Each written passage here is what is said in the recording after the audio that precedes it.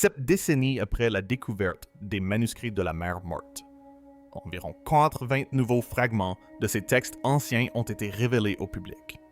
Des portions de ces manuscrits sont exposées au Musée de la Bible de Washington, levant ainsi tout voile d'obscurité et accessible à tous.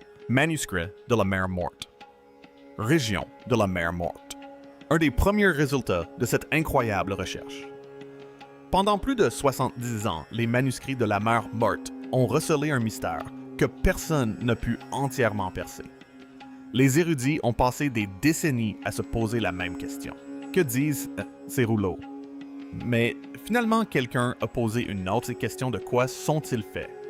Dans un laboratoire de l'Université de Tel Aviv, le chercheur Oded Rechavi et son équipe ont examiné de minuscules traces d'ADN anciens dissimulés dans la poussière d'un fragment de rouleau. Lorsque les résultats génétiques sont arrivés, ils ont été stupéfaits. L'ADN a révélé que l'animal dont la peau avait servi à confectionner ce parchemin n'aurait pas pu vivre à proximité de la grotte où le fragment avait été découvert ni un an auparavant, ni même la veille. Soudain, l'histoire de ce rouleau devint bien plus mystérieuse que quiconque ne l'avait imaginé. Et ce que cette découverte unique, en apparence impossible, a discrètement révélé pourrait bien bouleverser toutes vos certitudes. Un des chercheurs brandit un fragment d'un des plus grands rouleaux. Il n'existe qu'une poignée et elles sont remarquablement bien conservées. Mais pour comprendre pourquoi le résultat de l'analyse ADN était si important, il faut remonter au tout début de l'histoire. Tout commence avec un berger et une grotte. En 1947, un jeune berger bédouin, nommé Muhammad Eddib, gardait son troupeau près des rives de la Mer Morte. À un moment donné, il jeta une pierre dans une grotte voisine et entendit un bruit inattendu, le craquement sec de quelque chose qui se brisait à l'intérieur. Curieux, il grimpa dans la grotte pour enquêter. Ce qu'il découvrit allait devenir l'une des plus grandes découvertes archéologiques du 20e siècle. Cachés à l'intérieur se trouvaient d'anciennes jarres en argile. Et à l'intérieur de ces jarres se trouvaient des rouleaux de cuir soigneusement enveloppés dans du lin et conservés pendant des siècles dans l'obscurité. À ce moment-là, il n'avait aucune idée de ce qu'il avait découvert. Personne d'autre non plus. Il cherchait simplement une chèvre disparue lorsqu'il tomba sur l'entrée d'une grotte. Espérant faire fuir l'animal, il ramassa une pierre et la jeta à l'intérieur. Il a ainsi mis au jour un secret resté caché pendant plus de 2 ans. Les rouleaux découverts dans cette grotte seront plus tard reconnus comme l'une des plus grandes découvertes archéologiques du 20e siècle. Parmi eux figuraient les plus anciens manuscrits bibliques connus à ce jour, certains remontant à plus de 2 ans. Au cours des années suivantes, de 1940 à 1956, des archéologues et des explorateurs ont mis au jour près de 25 fragments provenant d'environ un manuscrit différent dans 11 grottes, près de l'ancien site de Qumran. Parmi ces documents figuraient les plus anciens exemplaires connus de livres bibliques tels que la Genèse, Isaïe et les Psaumes, ainsi que des archives communautaires des hymnes religieux, des textes juridiques et des visions de la fin des temps.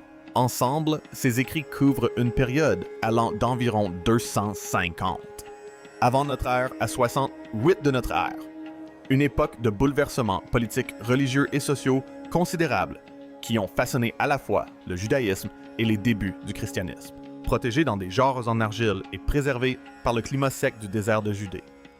Les rouleaux ont survécu à la disparition d'innombrables empires et civilisations. Ils ont résisté à la destruction du temple de Jérusalem et l'ascension et à la chute de l'Empire romain et à près de 20 siècles d'histoire.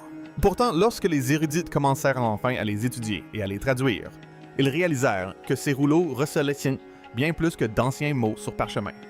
Au lieu d'apporter des réponses claires, ils soulevèrent une série de mystères dont il faudrait plus de 70 ans pour commencer à élucider. D'où provenaient ces manuscrits? Qui les a écrits? Et pourquoi étaient-ils cachés dans des grottes désertiques reculées? Pendant des décennies, les plus grands érudits ont cru avoir résolu l'énigme. Alors que des chercheurs d'universités et d'institutions religieuses du monde entier étudiaient les manuscrits, ils examinaient chaque détail qu'ils pouvaient trouver. Ils ont comparé les styles d'écriture analysés, la couleur et la texture du parchemin mesuré. Son épaisseur et tenter de déterminer quels fragments provenaient de la même peau animale. Ils ont également étudié la langue, les croyances religieuses, les calendriers et les traditions littéraires reflétées dans les textes. Ces manuscrits étaient extraordinaires. Ils représentaient les plus anciennes copies connues d'écrits bibliques jamais découvertes, bien plus anciennes que toutes les versions que les érudits avaient possédées jusqu'alors. Au fil du temps, une explication est devenue la théorie dominante. De nombreux experts ont conclu que les rouleaux étaient liés à un groupe religieux juif connu sous le nom d'Esséniens. Des auteurs anciens, tels que Joseph et Pline, l'Ancien décrivait les Esséniens comme une communauté disciplinée, vivant à l'écart de la société dans le désert de Judée. D'après ces récits, ils suivaient des lois de pureté strictes, se consacraient à la copie de textes sacrés et croyaient que le jugement divin s'abattrait bientôt sur un monde corrompu. Non loin des grottes se trouvait l'ancienne cité de Qumran, qui semblait correspondre remarquablement bien à ces descriptions. Tout paraissait s'emboîter parfaitement. Les écrits sectaires trouvés parmi les rouleaux parlaient d'une communauté religieuse, très soudée, avec sa propre direction, ses propres règles et même son propre calendrier, contrairement au calendrier officiel utilisé par le clergé de Jérusalem. Ce groupe suivait un calendrier solaire et non lunaire, une différence qui reflétait un profond clivage religieux. Pendant de nombreuses années, les preuves ont semblé convaincantes. Le mystère paraissait résolu, mais il y avait un problème. La réponse reposait presque entièrement sur ce que les érudits pouvaient voir. Et dissimulé dans les rouleaux se trouvait une couche de preuves que personne n'avait jamais songé à examiner. Les rouleaux eux-mêmes semblaient se corroborer la théorie. Nombre d'écrits apocalyptiques exprimaient une profonde hostilité envers les autorités religieuses de Jérusalem. L'un des textes les plus célèbres, connu sous le nom de rouleau de la guerre, décrivait une bataille finale entre les fils de la lumière et les fils des ténèbres. Une vision dramatique de la fin des temps. Cela semblait parfaitement correspondre à un mouvement religieux séparatiste. La conclusion paraissait évidente. Les Esséniens vivaient à Qumran. Ils y copiaient et conservaient leurs écrits sacrés. Puis, lorsque les forces romaines ont déferlé sur la région lors de la révolte juive de 68 après Jésus-Christ, les Juifs ont caché leur bibliothèque dans des grottes voisines pour la protéger de la destruction. Pendant des décennies, cette explication a été considérée comme un fait établi. On l'enseignait dans les salles de classe, et les séminaires, on l'exposait dans les musées, et on le reprenait dans des documentaires du monde entier. Les manuscrits de la mer morte étaient la bibliothèque des Esséniens. Affaire classée. Du moins, c'est ce que tout le monde croyait. Car c'était à ce moment précis que l'histoire commence à se dévoiler. Tout ce que vous avez entendu jusqu'à présent, les Esséniens, la colonie du désert, le consensus scientifique établi depuis des décennies, est sur le point d'être remis en question par quelque chose que personne, en 1947, n'aurait pu imaginer. La percée n'est pas venue de la découverte d'une autre grotte. Elle n'est pas venue de la découverte d'un rouleau perdu. Tout a commencé par une conversation en 2012 et un simple morceau de peau de vache ancienne qui, selon tous les érudits, n'aurait jamais dû exister. Les premiers signes de difficulté étaient présents depuis le début. Même si la théorie essénienne dominait la recherche universitaire, des questions épineuses continuaient de surgir, des questions auxquelles les méthodes traditionnelles ne pouvaient répondre pleinement. Les rouleaux révélaient une étonnante variété de textes. Différentes versions des mêmes livres bibliques coexistaient. Les manuscrits étaient écrits dans des écritures différentes et par différents scribes. Certains parchemins étaient préparés avec expertise, tandis que d'autres semblaient grossiers et presque artisanaux.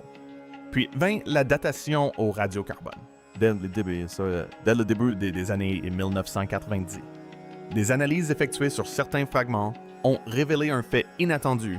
Certains rouleaux semblaient plus anciens que la colonie de Qumran elle-même. Soudain, la chronologie ne collait plus. Et une autre question encore plus troublante se posait. Si tous ces manuscrits appartenaient à une seule communauté religieuse isolée, pourquoi ont-ils conservé plusieurs versions contradictoires de leurs propres écrits sacrés? Pourquoi une même communauté conserverait-il deux versions différentes du livre de Jérémie? L'une est sensiblement plus longue que l'autre, avec des passages entiers manquants et des chapitres agencés dans un ordre complètement différent. Pour un groupe censé se définir par une discipline religieuse stricte et une dévotion aux textes sacrés, c'était difficile à expliquer. Plus les chercheurs examinaient la question de près, plus les failles apparaissaient. L'explication traditionnelle ne convainquait pas tout le monde. Au fil des ans, certains érudits ont suggéré d'autres possibilités. Peut-être que Qumran n'était pas du tout un monastère religieux. Peut-être était-ce un atelier de poterie, une résidence d'hiver, ou même une forteresse militaire. D'autres ont avancé que les grottes servaient de lieux de stockage sacré où les communautés juives de différentes régions apportaient des textes religieux usés trop précieux pour être simplement jetés. Ces idées ont suscité l'intérêt, mais aucune ne disposait de preuves suffisamment solides pour remettre en cause la théorie dominante. L'histoire a alors pris une tournure totalement inattendue. La découverte n'est pas le fruit des fouilles d'un archéologue dans le désert. Elle n'est pas non plus le résultat des travaux d'un théologien étudiant d'anciens manuscrits. Elle est née d'un déjeuner entre deux généticiens. En 2012, à l'université de Tel Aviv, le biologiste moléculaire Oded Reshevi déjeunait avec le bibliste Noam Mizrahi. Au fil de leur conversation, le sujet a dérivé vers les manuscrits de la mère Marti et les difficultés qui avaient frustré les chercheurs pendant des décennies.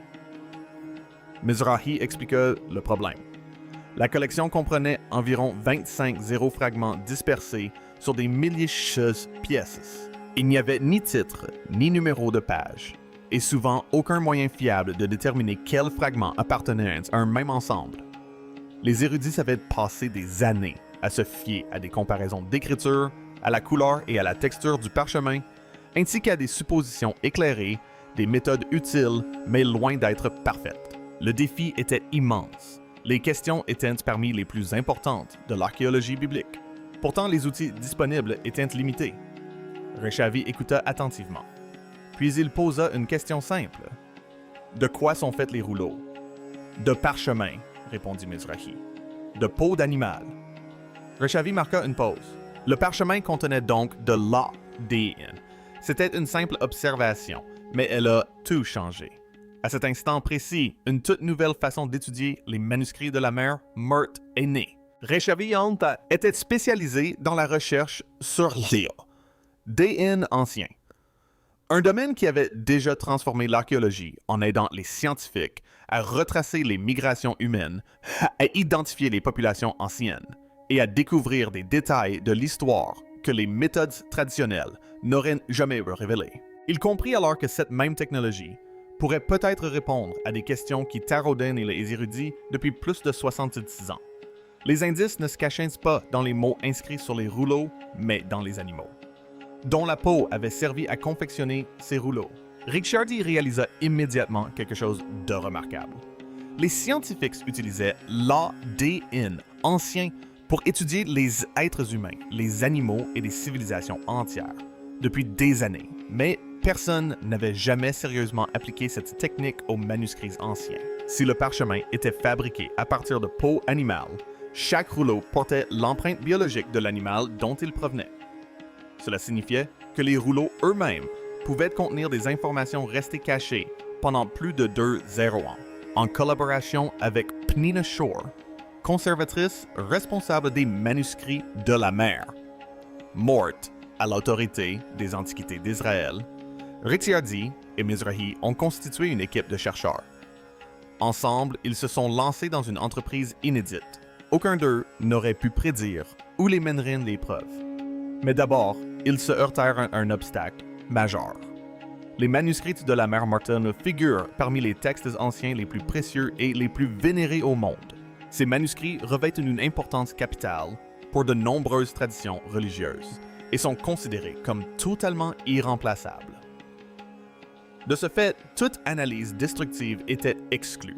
Interdiction de les découper, de les percer ou d'en prélever des échantillons. Les rouleaux devaient rester intacts. Alors, comment récupérer des informations génétiques à partir d'un artefact qu'il est interdit d'endommager? La réponse s'est avérée étonnamment simple. Pendant des décennies, les conservateurs et les chercheurs avaient soigneusement conservé les fragments du rouleau dans des conteneurs protecteurs. Au fil des ans de minuscules particules, provenant des parchemins sénacénacins, se sont naturellement accumulés dans ces boîtes sous forme de fines poussières. La plupart des gens n'y prêtaient pas attention. Les chercheurs, eux, y ont vu autre chose. Cette poussière contenait des traces de collagène, la protéine, qui donne sa structure à la peau animale. Et piégés dans ce collagène se trouvaient de minuscules fragments d'ADN anciens préservés pendant plus de 2 ans. En collectant des particules microscopiques sur les bords endommagés et les zones vierges, où aucune inscription n'apparaissait, l'équipe a pu rassembler suffisamment de matière pour l'analyse sans altérer un seul mot des textes anciens. La preuve était là depuis tout ce temps, tapie dans la poussière. Mais la découverte de l'ADN n'était que le début.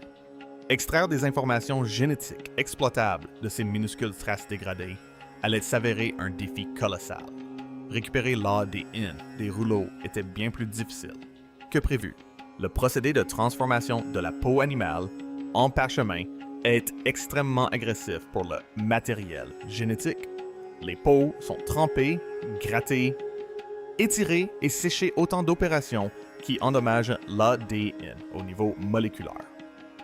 Les encres à base de fer utilisées par les scribes anciens peuvent également être chimiquement corrosives. Puis, il y a eu le passage du temps. Les rouleaux avaient passé près de 2 ans dans des grottes du désert avant d'être découverts. Après cela, ils ont été manipulés par des centaines de chercheurs de conservateurs et d'érudits pendant plus de 70 ans.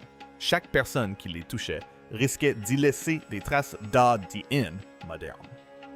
Pour éviter toute contamination, l'équipe travaillait dans des laboratoires spécialisés en ADN ancien qui ressemblaient davantage à des salles blanches de haute sécurité qu'à des bibliothèques de recherche.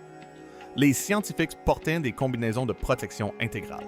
La pression atmosphérique était rigoureusement contrôlée. Le matériel et les espaces de travail étaient stérilisés aux ultraviolets. Les chercheurs ont également mis au point des procédures de tests strictes afin de prouver que l'ADN récupéré provenait bien d'animaux anciens et non d'une contamination moderne. Ils ont recherché des schémas spécifiques de dommages moléculaires qui s'accumulent naturellement au fil des siècles. Ils ont répété les extractions, comparé les résultats entre différents laboratoires et vérifié les données à maintes reprises. Ce fut un processus lent et frustrant. Les années passèrent. Des centaines d'échantillons furent analysés. De nombreuses tentatives échouèrent pour longtemps. Mais finalement, l'équipe réussit. Elle récupéra des séquences génétiques fiables à partir de dizaines de fragments des manuscrits de la mer morte. Puis vint le moment qui changea tout. Lorsque Oded Rechavi a examiné les résultats, un détail a immédiatement attiré son attention. La plupart des fragments correspondaient exactement à ce que les chercheurs s'attendaient à trouver de la peau de mouton. Cela paraissait tout à fait logique. Les moutons étaient répandus dans toute la Judée antique, et la peau de mouton était le matériau standard utilisé pour le parchemin. Les moutons pouvaient facilement survivre dans l'environnement hostile qui entoure Qumran et la région de la mer Morte. Mais une poignée de fragments produisirent un résultat tout à fait différent. Ils étaient faits de cuir de vache. Lorsque Noam Mizrahi prit connaissance des données, il marqua une pause. Il avait passé des années à étudier les rouleaux, l'histoire de Qumran et le paysage lui-même. Il connaissait la région mieux que la plupart des gens sur Terre. Pendant un long moment, il resta simplement à contempler les résultats. Car du parchemin en peau de vache à Qumran n'était pas seulement inattendu. Cela semblait impossible. Qumran se situe au cœur du désert de Judée, près des rives de la mer Morte, dans l'un des environnements les plus arides et les plus hostiles de la région. Et c'était précisément là le problème.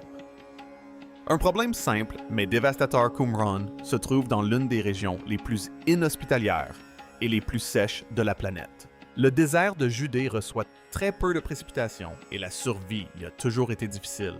Les moutons et les chèvres peuvent y vivre. Ils sont bien adaptés à la vie désertique, capables de survivre avec peu d'eau et une végétation clairsemée. Les bovins, quant à eux, sont différents. Les vaches ont besoin de grandes quantités d'eau chaque jour et de vastes pâturages riches en herbes. l'environnement autour de Qumran ne pouvait tout simplement pas supporter des troupeaux de bétail, ce qui signifiait quelque chose d'important. Si un rouleau était écrit sur du parchemin de peau de vache, ce parchemin ne pouvait pas avoir été produit localement. Il devait provenir d'ailleurs. Soudain, la théorie traditionnelle se trouvait confrontée à un problème majeur.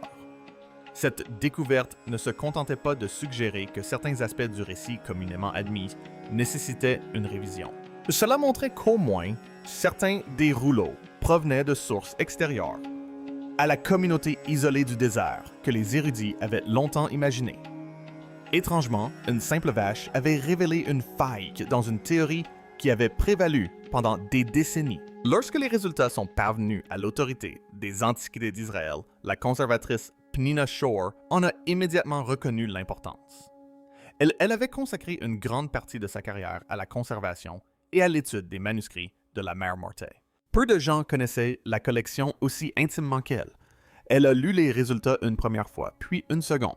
Plus tard, elle a décrit ce moment comme celui où elle a réalisé que tout allait changer, non seulement le débat autour des Esséniens, mais aussi tout le cadre que les chercheurs utilisaient pour comprendre ce que les manuscrits de la mère morte étaient réellement.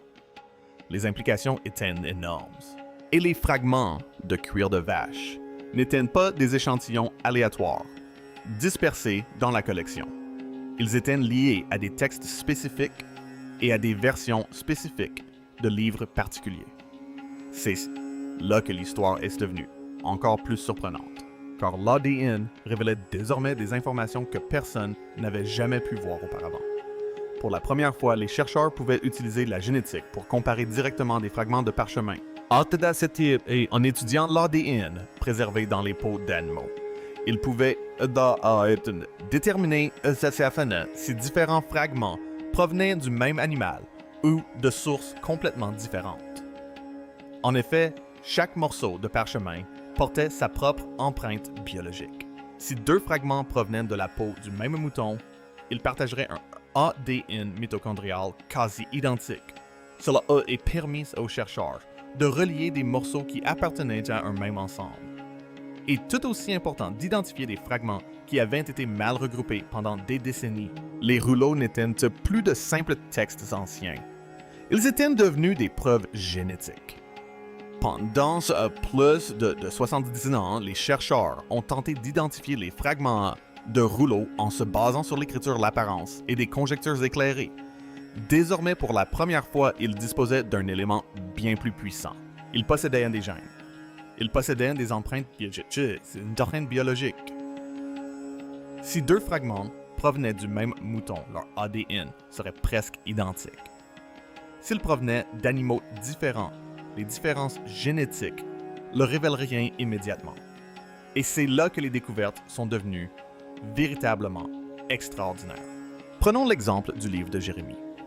Parmi les manuscrits de la mère morte se trouvaient deux versions très différentes de ce texte biblique.